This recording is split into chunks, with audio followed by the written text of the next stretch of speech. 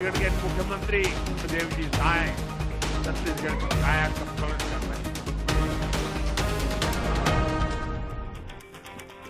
नमस्कार, मैं हूं आपके साथ अस्मिता और हमारा खास कार्यक्रम छत्तीसगढ़ आज का मुद्दा देख रहे हैं आप। आज का हमारा मुद्दा है विष्णु के मुरीद मोदी।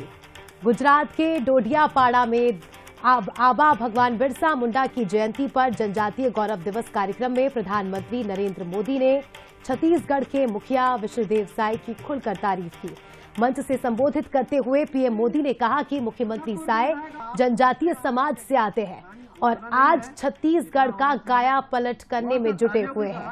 प्रधानमंत्री ने बताया कि उनका हाल ही में छत्तीसगढ़ दौरा हुआ था, जहां उन्होंने जनजातीय विरासत को संजोने के लिए किए जा रहे कामों को नजदीक से देखा।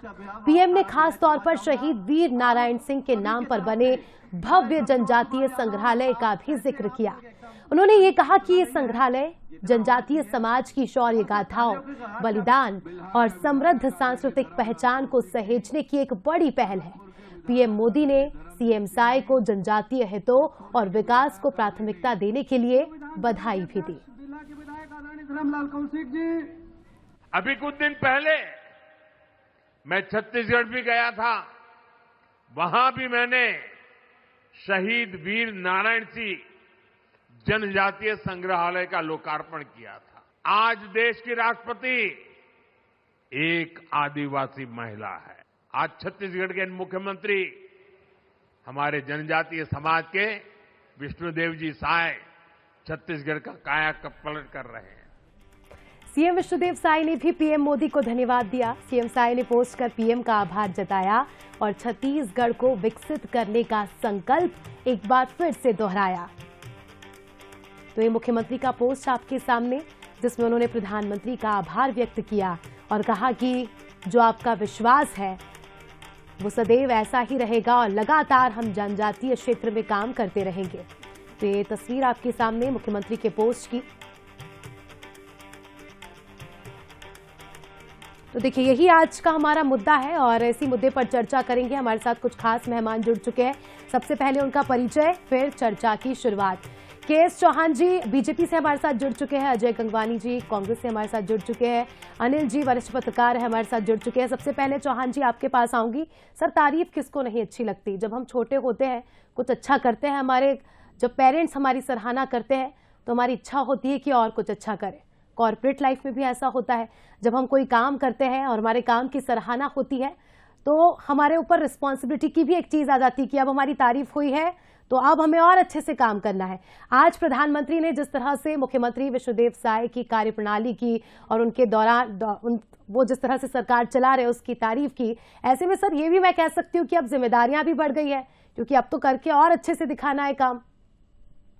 जी बिल्कुल बिल्कुल स्मिता जी, जिम्मेदारियां तो बढ़ती हैं और जिस हिसाब से छत्तीसगढ़ की जनता ने भी विश्वास दिखाया है, तारीफ ही की है।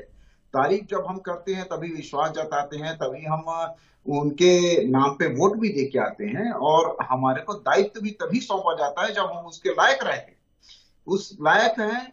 और इसीलिए हमारे को ये भागदौड़ सौंपी गई है और विष्णुदेव साय जी की सरकार में हम लोग बहुत ही शानदार, जैसे महतारी वंदन योजना के तहत हमने 21 किस्तें दे चुके हैं महतारी वंदन, और विष्णुदेव साय की सरकार में हम लोग जैसे 3100 में धान खरीदी कर रहे हैं, 21 क्विंटल धान खरीदी कर रहे हैं। 150 लाख मैट्रिक टन को जो हमने खरीदी की, बम्पर खरीदी की, 31,079 करोड़ रुपया जो हमने दिया एक मुश्त, ये विष्णुदेव साय की सरकार में ही हो सकता है। हम ये भी दिखाते हैं कि कैसे बिरसा मुंडा जिनके परिवार से, वंशज से जो आदिवासी भाई बहन है, वो कैसे नेतृत्व करके दिखाते हैं। आज उनका लोहा जो है पूरे भारत में माना जा रहा है। आज हमारे 3 मुख्यमंत्री ऐसे हैं आदिवासी हैं जो अपने अपने क्षेत्र में अपना लोहा मनवा रहे हैं और ये भारतीय जनता पार्टी की सरकार नहीं हुआ है। अस्मिता जी, मैं आपको एक और बता दूं कि 3 मुख्यमंत्री ही नहीं, 3 हमारे केंद्रीय मंत्री भी हैं जो अपने अपने क्षेत्र में लोहा मनवा रहे हैं। तो ये भारतीय जनता पार्टी की ही सरकार है जो अपनी एक वो एक विचारधारा के हिसाब से चल रही है कि अंत्योदय तक जो लोग हैं, जो अंतिम पंक्ति के लोग हैं, वो मुख्य धारा में आए और वो हमारा नेतृत्व भी करें। हमने राष्ट्रपति जी के लिए जो हमारी द्रौपदी मुर्मू जी को हमने निर्वाचित किया और उसका विरोध न सिर्फ छत्तीसगढ़, पूरा कांग्रेस ही उसका विरोध करता रहा, विपक्षी पार्टियां विरोध करती रही, लेकिन हमने जो गांधी जी ने भी बोला था कि मैं तब मानूंगा कि जब एक पिछड़ी वर्ग की महिला शीर्ष पद में बैठेगी, और वो भारतीय जनता पार्टी ने काम किया। सर, शुरू से ही जुगलबंदी देखी जा रही है प्रधानमंत्री की और मुख्यमंत्री की। जब से आपकी सरकार बनी है तब से लगातार दौरा और लगातार सराहना करना। अजय जी, क्या कुछ कहेंगे इस जुगलबंदी को, आप कैसे देखते हैं? क्योंकि छत्तीसगढ़ से मैं कह सकती हूँ कि विशेष लगाव रहा है प्रधानमंत्री जी को। चुनाव के दौरान भी खूब प्रचार प्रसार हुआ। मोदी की गारंटी पर हम कह सकते हैं कि छत्तीसगढ़ में महिलाओं ने विश्वास जताया, और अब जिस तरह से कार्य हो रहा है तो राष्ट्रीय स्तर पर उसकी सराहना हो रही है। कैसे देखते हैं आप? अस्मिता जी, मेरा निवेदन है, मुझे समय दीजिएगा 2 से 3 मिनट का, मैं बिंदु पर बात करूंगा। बिल्कुल, सबसे महत्वपूर्ण है, बड़े बड़े दावे, शायद सरकार के सुशासन के दावे किए जा रहे हैं। मैं तो पूछना चाहता हूं, 2 साल में लगातार अपराध चरम पे है। जो मोदी गारंटी की बात आप कर रही हैं अस्मिता जी, क्या महिलाओं को 500 में सिलेंडर मिल गया? क्या 18 लाख प्रधानमंत्री आवास मिल गए? क्या 100 दिन में 2.5 लाख कर्मचारी नियमित हो गए? क्या 1 लाख युवाओं को रोजगार का दावा किया गया? 2 साल हो गया, क्या 40,000 युवाओं को रोजगार मिल गया? क्या किसानों को 3100 रुपए प्रति क्विंटल मिल पा रहे हैं, या प्रति एकड़ 21 क्विंटल की खरीदी हो पा रही है? ना उनको एक मुश्त भुगतान हो रहा है। महतारी वंदन में लगभग 70% महिलाओं को ठगने की तैयारी है। देखिए, बड़े बड़े मोदी गारंटी के नाम पे वादे तो अस्मिता जी कर देते हैं, लेकिन जब धरातल में उनको उतारने की बात आती है तो ये सिर्फ जुमलेबाजी साबित होते हैं। अगर आप केंद्र की सरकार की बात करें, ना 15 लाख मिलते हैं, न 2 करोड़ रोजगार मिलते हैं, न 2022 से किसानों में दोगुनी होती है, की रिपोर्ट लागू होती है। देखिए, पेट में दर्द शुरू हो गया। चौहान जी, शांति से सुन लीजिए, मैंने शांति से सुना आपकी बात को। आपकी जिम्मेदारी है अस्मिता जी, शांत करा लीजिए उनको। ठीक है, आप जवाब दीजिएगा। ठीक है चौहान जी, ठीक है, आप जवाब दीजिएगा। पूछना चाहता हूँ कि 70% महिलाओं को ठगने का काम कैसे किया जा रहा है? शांत हो जाइए चौहान जी, बदतमीजी मत दिखाइए चैनल पे। आपके बारे में शांति से सुना। ठीक है चौहान जी, आप सुन लीजिए। इस तरह से हम चर्चा नहीं कर पाएंगे। अगर वो सवाल उठा रहे हैं तो ठीक है, आप अपने समय पर जवाब दीजिएगा। चौहान जी, आप थोड़ा सा सब्र रखिए, क्योंकि अजय जी को भी हमने इनवाइट किया है डिबेट में, तो उनका जो मत है वो भी सुनना जरूरी हो जाता है। जी अजय जी, आप 1 मिनट में अपनी बात कंप्लीट कीजिए। अस्मिता जी सिर्फ झूठ ना बोले। ठीक है, आप उसका जवाब दे दीजिएगा। ठीक है सर, वो अपनी प्रिपरेशन से आए। ठीक है अजय जी। देखिए, मैं दूसरी एक महत्वपूर्ण बात और कहना चाह रहा हूं। माननीय मोदी जी दावा कर रहे हैं कि हमने आदिवासी मुख्यमंत्री बनाया, हमने आदिवासी राष्ट्रपति बनाया। देखिए अस्मिता जी, बहुत महत्वपूर्ण है, किसी वर्ग विशेष को प्रतिनिधित्व तो देने से ज्यादा जरूरी है उसके हित में निर्णय लिए जाए। लगातार मैं पूछना चाहता हूं, आज विश्व आदिवासी दिवस के दिन इन्हीं विष्णुदेव साय जी को प्रदेश अध्यक्ष पद से हटा दिया जाता है। महत्वपूर्ण बात है, आपकी सरकार जो 2 दिसंबर 2023 आरक्षण संशोधन 32% का पारित किया हुआ है, 2 साल हो चुके हैं। आपके डबल इंजन की शाखा का दावा करते हैं, आप पारित नहीं करते। 2006 के वनाधिकार अधिनियम में परिवर्तन करके आदिवासी की जल जंगल जमीन पर कब्जा करने का प्रयास करते हैं। हसदे और तमनार में लाखों पेड़ काट दिए जा रहे हैं। जो बेचारे आदिवासी विरोध करते हैं तो पुलिस से लाठीचार्ज कराई जाती है। नगर नाव प्लान जिसमें 20 करोड़ एनएमडीसी का लगा है, आदिवासी की भावनाएं जो उसके निजीकरण की साजिश करते हैं। ये तो लगातार चरित्र जो ठगने का है। ये कहना गलत नहीं होगा ना कि कांग्रेस में भी जो जनजातीय वर्ग से नेता आते हैं वो कितने संतुष्ट थे, ये तो हमने चुनाव के दौरान ही देखा। उनकी नाराजगी भी हमने देखी। देखिए अस्मिता जी, आप अगर नाराजगी की बात करें तो बहुत महत्वपूर्ण उदाहरण दे दूं आपके चैनल पे। भाजपा के सबसे वरिष्ठ नेता ननकी राम कंवर, जो गृह मंत्री जैसे जिम्मेदारी पद पे निभा चुके हैं, आज वो कोरबा के कलेक्टर के खिलाफ विरोध करते हैं, उनको हाउस अरेस्ट कर दिया जाता है। साय जी को खुद का बयान सुनिए उनका, ननकी राम कंवर जी का, कि छत्तीसगढ़ में सरकार नाम की कोई चीज नहीं है, कमीशन कोरी भ्रष्टाचार चरम पे। वरिष्ठ आदिवासी नेता रवि भोगत, जो भाजपा युवा मोर्चा के अध्यक्ष रहे, आज रायगढ़ में डीएमएफ घोटाले की बात करते हैं, सत्ता पक्ष को आईना दिखाते हैं, तो आज उनको संगठन से बाहर का रास्ता दिखा दिया जाता है। ये भारतीय जनता पार्टी का क्षेत्र। दूसरी महत्वपूर्ण बात मैं कहना चाह रहा हूं, आपने आदिवासी मुख्यमंत्री तो बना दिया, लेकिन जब मंत्रिमंडल विस्तार की बात आती है, जो मुख्यमंत्री का विशेषाधिकार है, साय जी की कुछ नहीं चलती। निगम मंडल अध्यक्ष की बात आती है तो साय जी की आप सुनते नहीं है। ये छत्तीसगढ़ में रिमोट कंट्रोल की सरकार, कठपुतली की सरकार चली अस्मिता जी। ऐसा लग रहा है छत्तीसगढ़ केंद्र शासित प्रदेश हो सर गया है। आपको पता है दिल्ली अंदर के क्या एसपी चलता है चैंबर क्या में नहीं, प्रधानमंत्री मुख्यमंत्री मोदी की जी- कितनी चलती है कितनी नहीं, ये आपको इस बात की पूरी जानकारी है, ऐसा मैं मानूं? बस मैं वही कह ठीक रहा है हूं अस्मिता सर, जी, आप ठीक है, वरिष्ठ आऊंगी पत्रकार आपके हैं, पास। मुझसे ज्यादा उनका चीजों को बेहतर इंटरनल समझ मैटर जी, है, जी, किसकी जी। कितनी चलती है, ये हमारी चर्चा का विषय नहीं होना चाहिए। हालांकि मैंने आपके नेताओं के बारे में पूछा था, आऊंगी आपके पास। लेकिन- अनिल जी, कैसे देखते हैं आप प्रधानमंत्री ने जो ये तारीफ की और बड़ी बात कही, तो जिस तरह से मैं पहले जिक्र कर रही थी कि जब आपकी प्रशंसा होती है तो जिम्मेदारी भी बढ़ती है, कई सारे क्षेत्रों में भी काम होना बाकी है और हो रहा है लगातार, कैसे देखते हैं आप? अस्मिता जी देखिए, प्रधानमंत्री जी ने अगर विष्णुदेव साय की जो है मुख्यमंत्री की अगर तारीफ की है तो ये तो उनको करना ही चाहिए, क्योंकि देखिए कार्यक्रम कौन सा है, जनजाति दिवस का सम्मेलन है, फिर जनजाति वर्ग से हमारे मुख्यमंत्री आते हैं और फिर वो उनकी अपनी पार्टी के हैं, तो वो उनकी तारीफ नहीं करके क्या सार्वजनिक तौर पे आलोचना करेंगे क्या? उनको तो तारीफ करना ही चाहिए और तारीफ उन्होंने की, उसमें उन्होंने कोई कंजूसी नहीं की। अब ये तो विष्णुदेव साय को समझना चाहिए कि प्रधानमंत्री अगर मेरी इतनी तारीफ कर रहे हैं तो मैं उनके भरोसे पे खरा उतर के दिखाऊं। देखिए इससे पहले जो है अभी जो विधानसभा भवन का जो हमारे नए विधानसभा भवन का छत्तीसगढ़ में उद्घाटन हुआ तो उन्होंने रमन सिंह की तारीफ की। तो रमन सिंह की तारीफ की तो इसका मतलब ये थोड़ी ना कि रमन सिंह को मुख्यमंत्री बना देंगे, उनको नहीं बनाएंगे। मनोहर लाल खट्टर की आखिरी तक तारीफ करते रहे चुनाव तक, लेकिन चुनाव जब खत्म हुआ तो मुख्यमंत्री कोई और थे। शिवराज सिंह की तारीफ करते रहे, मुख्यमंत्री कोई और। तारीफ अपने लोगों को ही करना पड़ता है और अपने लोगों की तारीफ अगर वो नहीं करेंगे, अगर वो उनकी आलोचना करेंगे तो फिर तो कांग्रेस को बैठे बैठाया मुद्दा मिल जाएगा आलोचना करने का। अब अजय गंगवानी जो है उनको बिल्कुल पसंद नहीं आएगी तारीफ, क्योंकि उनकी पार्टी का हिसाब है। लेकिन वही अगर अजय गंगवानी को बोलेंगे कि आप भूपेश बघेल के लिए बोलिए या सरकार जो गिर गई उसके लिए बोलिए, तो नहीं बोलेंगे।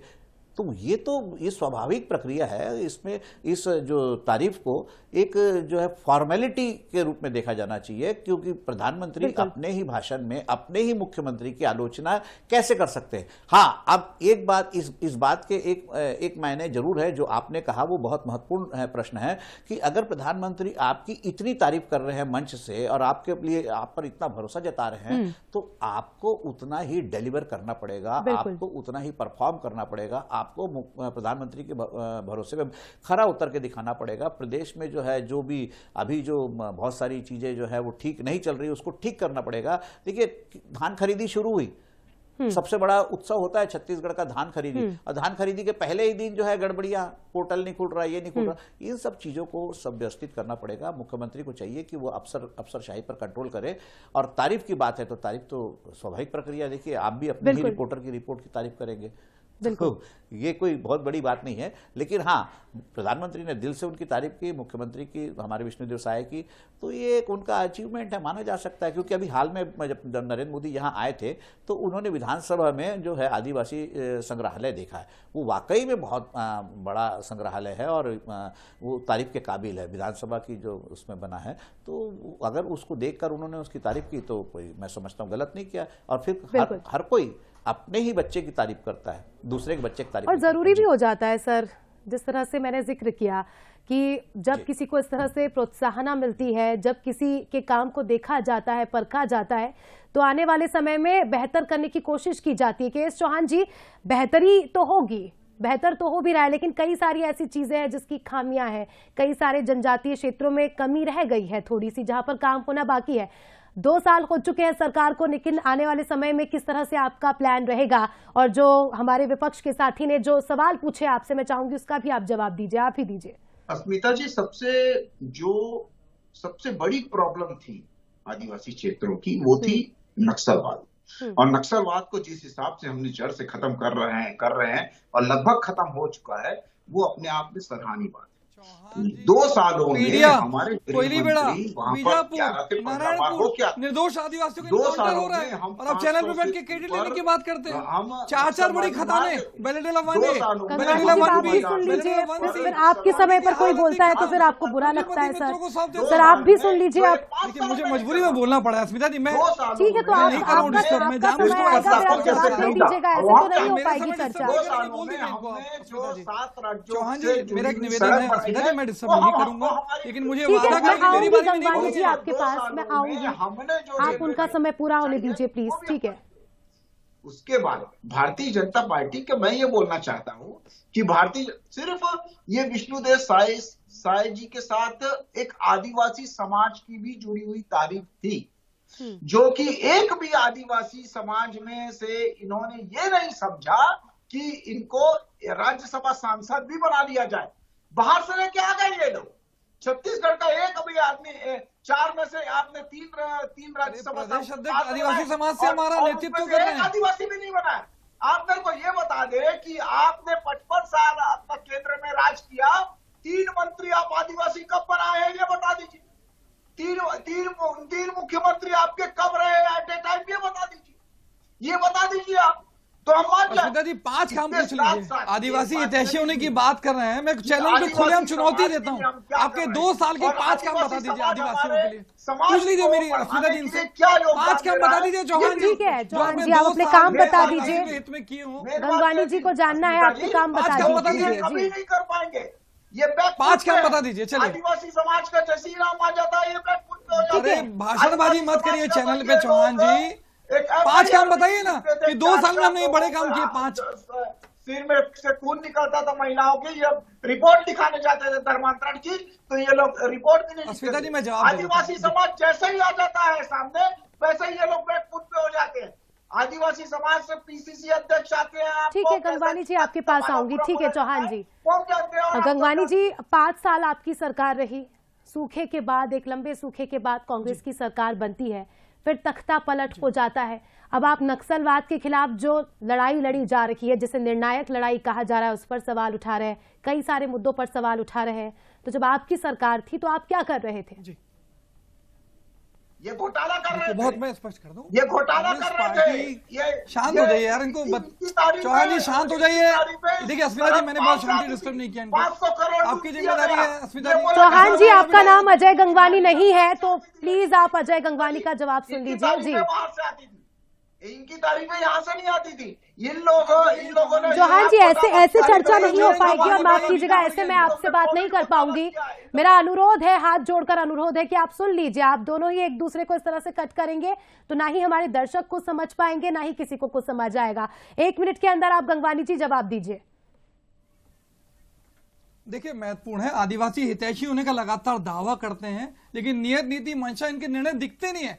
आज विश्व आदिवासी दिवस के दिन इनके आदिवासी चौहान जी मुझे आपको म्यूट करना पड़ जाएगा। चौहान जी आप प्लीज सुनने का सब्र रखिए। चौहान जी क्या तरीका है यार, ऐसे घटिया लोगों को मत बिठाइए चैनल पे। चौहान जी क्या कर रहे हैं ऐसा आदमी, बताइए अस्मिता जी क्या तरीका है यार। चौहान जी मेरा अनुरोध है, आप एक लोकप्रिय चैनल पर बैठे हैं, गंगवानी जी आप भी, तो ऐसे में आप थोड़ा सा डिबेट का डेकोरम बनाए रखिए। ऐसे चर्चा नहीं होगी सर, मैं नहीं कर पाऊंगी। गंगवानी जी आप अपने समय में बोलिए, चौहान जी अपने समय में बोलिए, सब ऐसे नहीं समझ में आएगा सर। गंगवानी जी अब आप 30 सेकंड में अपनी बात कंप्लीट कीजिए। देखिए महत्वपूर्ण है कि न आदिवासी परिवार को सरकारी नौकरी देते हैं, न आदिवासी परिवार को जर्सी गाय देते हैं। ये आदिवासियों की जमीन अपने पूंजीपति मित्र टाटा को सौंप देते हैं। मुद्दे में पेड़ कट रहे हैं, ये बैठ के आदिवासियों का। अनिल जी मैं आपके पास आऊंगी। अनिल जी वाद विवाद तो चलता रहेगा, लेकिन आप छत्तीसगढ़ से है सर, छत्तीसगढ़ की माटी से है। ठीक है सर, आऊंगी। मैं अनुरोध करूंगी पीसीआर से कि आप दोनों को म्यूट कर दीजिए। अनिल जी ये तो चलता रहेगा वाद विवाद, लेकिन जिस तरह से मैं जिक्र कर रही थी कि छत्तीसगढ़ की माटी से आप आते हैं, बहुत सारे जनजातीय क्षेत्र में भी आपने काम किया होगा, एज ए जर्नलिस्ट आप वहां पहुंचे होंगे। क्या वास्तविकता देखते हैं सर कि कहां काम होने की जरूरत है, किस क्षेत्र में काम होने की जरूरत है और क्या रियलिटी है? नहीं देखिए अस्मिता, छत्तीसगढ़ को राज्य बने 25 साल हो रहे हैं और डेवलपमेंट हुआ है, डेवलपमेंट नहीं हुआ ये कह नहीं सकते। अब डेवलपमेंट की स्पीड को लेकर जरूर जो है सवाल उठाए जा सकते हैं कि ये प्रॉपर स्पीड थी या स्लो था या तेज थी, ये बात कही जा सकती है। आप जनजातीय क्षेत्रों की बात जो कही जा रही है, जनजातीय क्षेत्र के जो प्रतिनिधित्व जो सीएम को मिला है कि वो जनजातीय क्षेत्रों का प्रतिनिधित्व करे, तो ठीक है। नक्सल मूवमेंट पे जो है बहुत बड़ा अचीवमेंट जो है वो हमारे स्टेट गवर्नमेंट को इसलिए मिल रहा है क्योंकि ये प्री इलेक्शन अनाउंसमेंट था सेंट्रल गवर्नमेंट का। अमित शाह ने इलेक्शन के पहले कह दिया था कि हम जो है 2026 तक, हम मार्च 26 तक जो है इसको हम खत्म कर देंगे। तो उसमें अगर आगे बढ़ रहे हैं तो आपकी स्टेट के साथ साथ अमित शाह की जो है केंद्र सरकार की जो नीतियां हैं या उनकी घोषणा है या जो उनका कमिटमेंट है वो काम कर रहा है। दूसरी बात यह है कि पिछली सरकार में, भूपेश बघेल की सरकार में क्या नक्सल मूवमेंट के खिलाफ कोई कार्रवाई नहीं हुई? तब तो अमित शाह जो है यहाँ आकर उसकी भूपेश बघेल सरकार की तारीफ करते थे। देखिए, मनोबल बढ़ाने के लिए तारीफ की जाती है, तारीफ इसलिए नहीं की जाती कि आप उसको मेडल दे रहे हैं, उनको तारीफ इसलिए की जाती है एक तो मनोबल बढ़े और दूसरा वो कॉशियस रहे, वो इस बात के लिए अवेयर रहे कि उसको आपको और डिलीवर करना है। और रहा सवाल डेवलपमेंट का आदिवासी क्षेत्रों में, तो देखिए सड़क भी गई है, स्कूल भी गए हैं और प्राइमरी हेल्थ सेंटर भी गए हैं, लेकिन आज भी फिर क्यों बरसात में लोगों को, आदिवासी लोगों को अपने मरीज को खाट पे रखकर नदी और पुल पार करना पड़ता है? मैं बहुत जिम्मेदारी से कह रहा हूं कि इस साल जो है 29 गांवों में आजादी के बाद पहली बार तिरंगा फहराया गया। आजादी के बाद, तो आजादी के बाद अब तो आजादी को हम छोड़ दें देश की, तो राज्य को भी आजाद हुए 25 साल हो चुके हैं।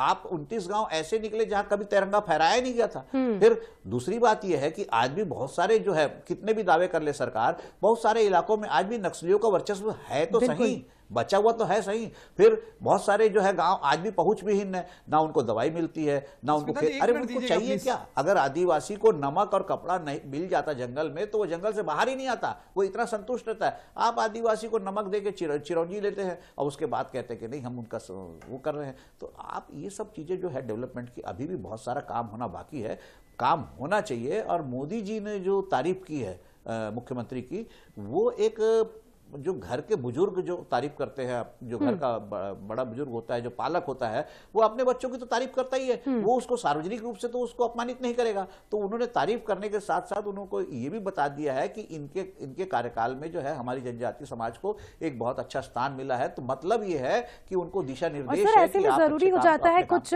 बुनियादी चीजों की। अगर मैं बात करूं धर्मांतरण, नक्सलवाद के खिलाफ तो देखिए लड़ाई लड़ी ही जा रही है, लेकिन धर्मांतरण भी बड़ा मुद्दा है। और किसे धर्मांतरित किया जाता है? आदिवासियों को। ये वो आदिवासी होते हैं जिन तक सुविधा नहीं पहुंचती, जिनका ब्रेन वॉश कराना बहुत आसान हो जाता है। इसके लिए भी काम करने की जरूरत है। के एस चौहान जी 30 सेकंड। जी जी सर, पहले मुझे दीजिए, मैं अस्मिता जी बात कंप्लीट करूंगा। मेरा निवेदन है, मुझे एक मिनट दीजिए पहले। बहुत महत्वपूर्ण है। छत्तीसगढ़ में आज भी धर्मांतरण को लेके कांकेर और जो नारायणपुर इलाका है, जो अबूझमाड़ का इलाका है, वहां गांव में इस बात को विवाद होता है लेकर कि हम इसको शव को दफनाने दे या ना दे। धर्मांतरित व्यक्ति को आज भी जो है अपने गांव में आदिवासी लोग दफन करने नहीं देते। इस बात को लेकर विवाद होता है। एक नहीं कई बार तनाव हो चुका है, कर्फ्यू लगने की नौबत आ चुकी है। उसके बाद भी आप इतने साल हो गए, आप धर्मांतरण का अगर बात करेंगे तो गहराई तक जाएंगे तो समस्या की जड़ भी समझ में आएगी, और जब जड़ पर काम करेंगे तो उसका असर निश्चित तौर पर दिखेगा। अजय गंगवानी जी 30 मिनट में अपनी बात रखिएगा, फिर मैं चौहान जी के पास आऊंगी। 30 सेकंड में अपनी बात रखिएगा सर। देखिए, पीडिया में, कोयलीबेड़ा में, हाँ मैं कंप्लीट कर रहा हूँ अस्मिता जी। पीडिया में, कोयलीबेड़ा में, बीजापुर में, नारायणपुर में, कांकेर में लगातार निर्दोष आदिवासियों का इनकाउंटर किया जाता रहा और शायद सरकार बैठ के तमाशा देख रही है। रोज छत्तीसगढ़ की बात करूं, रोज 3 हत्याएं हो रही है, रोज 9 महिलाओं के साथ बलात्कार हो रहा है। क्या इसको सहायता का सुशासन मानेंगे? बिजली दर बढ़ने से आम आदमी परेशान है, क्या ये सहायता का सुशासन है? लगातार स्वास्थ्य सुविधाओं के लिए गरीब भटक रहा है, क्या ये सहायता का सुशासन है? सारे स्कूल शिक्षकों की कमी से जूझ रहे हैं, क्या सहायता का सुशासन है? व्यापारियों पर लगातार जीएसटी के छापे लग रहे हैं, व्यापारी बेचारा परेशान है, क्या ये सहायता का सुशासन है? लगातार किसान टोकन के लिए भटक रहा है, कभी आपके पास कोई मॉड्यूल है काम करने का? विपक्ष के पास कोई ऐसा प्लान है जिससे सुशासन है? सुशासन का दावा, ये समस्या मैं समझ रही हूँ छत्तीसगढ़ में है, लेकिन आपके पास कोई मॉड्यूल है कि ऐसे काम करेंगे तो ऐसा होगा, धर्मांतरण के लिए ये नीति अपनाएंगे तो इससे धर्मांतरण नहीं होगा, जो किसान परेशान है उनके लिए ये नीति अपनाएंगे तो ऐसा नहीं होगा? कोई विपक्ष के पास ऐसा स्ट्रॉन्ग प्लान है? देखिए अस्मिता जी, कैबिनेट की पहली बैठक में साय जी ने कहा था कि धर्मांतरण के खिलाफ कड़े कानून बनाए जाएंगे, जिसको 60 दिन में लागू कर दिया जाएगा। 2 साल हो चुके अस्मिता जी।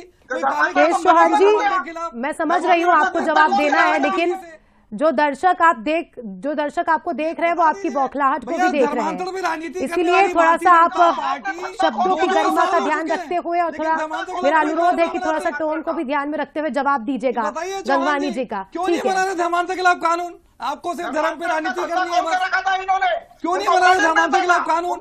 कैबिनेट की पहली बैठक में दावा किया था इन्होंने स्मिता जी। गंगवानी जी, आपके ही सवाल का जवाब मिल रहा है, आप शायद जवाब सुनना नहीं चाहते, आप सुन लीजिए, ठीक है। चौहान जी जवाब दीजिए और 30 सेकंड में जवाब दीजिएगा, लास्ट मिनट है हमारे पास। प्रश्न पूछना चाहता हूं, धर्मांतर के खिलाफ पहली बैठक में कहा था कि 60 दिन में कानून बनाएंगे, 2 साल हो गया, क्यों नहीं बनाया? पूछिए इनसे, क्यों नहीं बनाया 2 साल तक?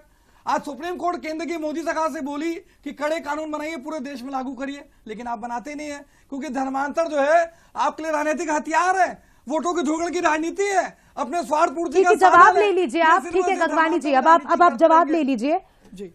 ठीक है चौहान जी। स्मिता जी, धर्मांतरण इनका धंधा है।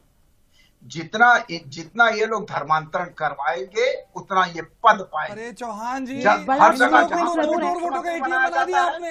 ठीक है क्यों नहीं? चौहान जी, गंगवानी जी, मैं माफी चाहूंगी, लेकिन आपको अभी हजारों दर्शक देख रहे होंगे, आपको अभी हजारों दर्शक देख रहे होंगे। मेरा अनुरोध है सर हाथ जोड़कर कि नेक्स्ट टाइम आप डिबेट में आए तो डिबेट का डेकोरम मेंटेन करें सर, क्योंकि जो दर्शक आपको देख रहे हैं आपकी पार्टी से भी जुड़े हैं, छत्तीसगढ़ की आम जनता हमारे साथ जुड़ी है, वो ये चाहती है कि वो आपका पॉइंट ऑफ व्यू सुने, आपके विचार सुने, लेकिन इस तरह से अगर आप चीखेंगे, चिल्लाएंगे और अपनी भाषा की गरिमा का ध्यान नहीं रखेंगे सर, तो एक अच्छा मैसेज नहीं जाएगा। इसलिए मेरा अनुरोध है सर कि हम मुद्दे पर ही हमेशा बात करेंगे और आप जब भी आए तो इस तरह से हम डिबेट को नहीं बिगाड़ेंगे। इसी के साथ सभी मेहमानों का शुक्रिया जुड़ने के लिए। देखिए, तारीफ होना अच्छी बात है, तारीफ को हम उस एंगल से भी ले सकते हैं कि जब किसी की तारीफ होती है तो प्रोत्साहित होता है अच्छा काम करने के लिए। और छत्तीसगढ़ के मुख्यमंत्री की जिस तरह से राष्ट्रीय स्तर पर तारीफ हुई है, हम ये उम्मीद करेंगे कि आने वाले समय में छत्तीसगढ़ लगातार विकास की राह पर अग्रसर हो और जो रणनीति और जिस तरह से काम हो रहा है वो और भी बेहतर तरीके से हो। इसी के साथ